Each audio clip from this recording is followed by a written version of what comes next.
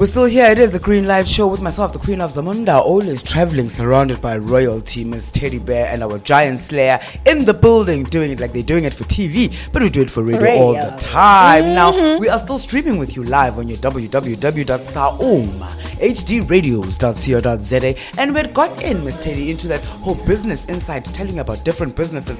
Right now, we've actually got a business in the studio.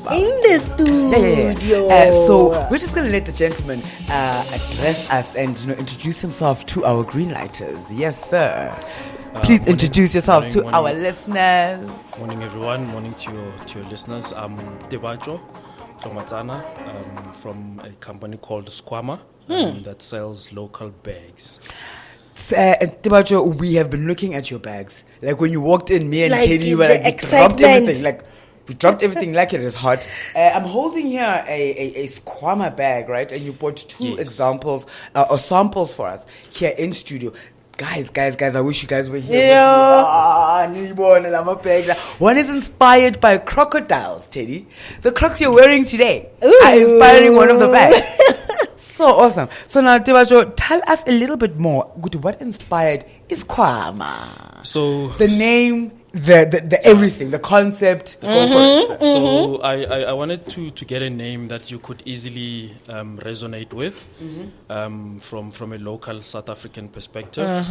In 2020, during COVID, the company that I worked for at the time had to cut salaries in 50%. So must have been a life changer. That is a life changer. And then at the time, that's when I realized the importance of having multiple sources of income. Yes. Wow. Yes. And then a year later, I recovered from the situation, managed to get myself another job. Yeah. And then I promised myself to start something from a sort of how do I put it? From a multiple source perspective, I looked at the market. I saw what other entrepreneurs were doing. At the time, Drape was quite big in what they were doing. Okay. But I didn't want to necessarily go into sneakers because I felt it was already an overdone market. Okay. Sure. So I looked at some of the categories where there was a lack of a local brand product. And then I looked at bags, and I saw that there's a lot of international brands in terms of branding. And that's when I realized that there isn't anything local.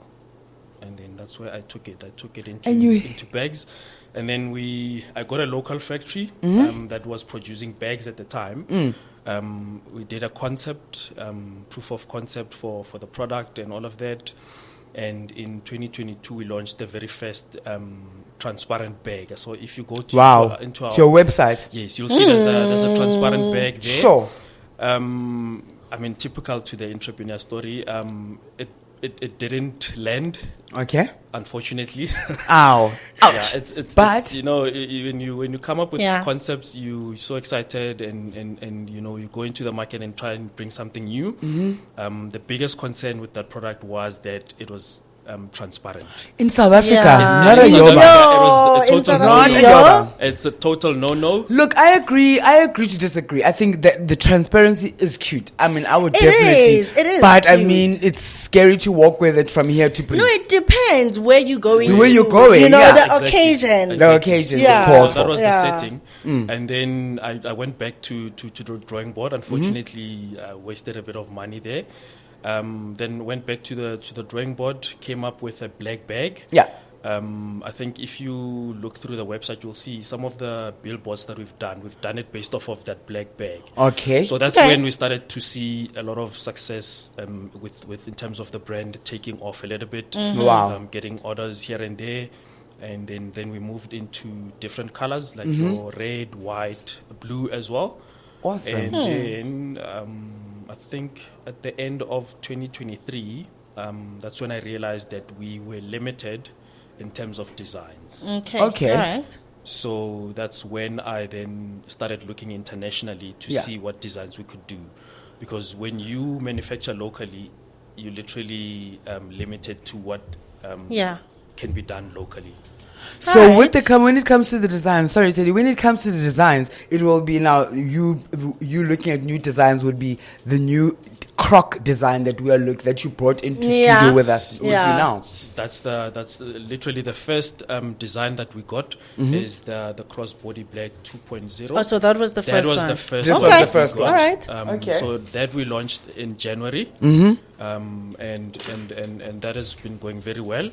And then It's very cute, just by the way. Listeners, it is so cute. It's got a little other pouch, a little other small pouch, Nyana. Wow, it's like it's a and set. then last month we then launched the croc bag. We call it the Squama Charms. Ooh, it does charm though. It does Ooh, give a that charm. Yeah, because all of those small little charms those are called charms. So literally, I'm very proud of this design. Yeah. You don't really get this type of design anywhere. And First of its kind Of its that kind. we have seen. Yeah. And it's so light. Like it Made of makes silicone. it easy for you to just put everything in there. Yeah, you know. literally all of our designs, it's exactly for that. You put in your phone, you put in your keys, and that's why we say Squama, your life in a bag, because your life, that is literally We like that. Because the bag must be a wardrobe. Yes, Can you because everything you put there. in literally your life. It's Yeah. your keys, it's Yeah. your phone, it's your It's wallet, your- and Your that's where, ID. Yeah, and that's where the Squama, your life in a bag comes from. Okay. Wow, we like that concept. So, Squama specializes in fashion-forward bags. What sets your product apart from other brands in the market? So initially, our selling point was that we were locally manufactured. We were the only somewhat locally manufactured brand. But now what sets us apart is mainly your unique designs.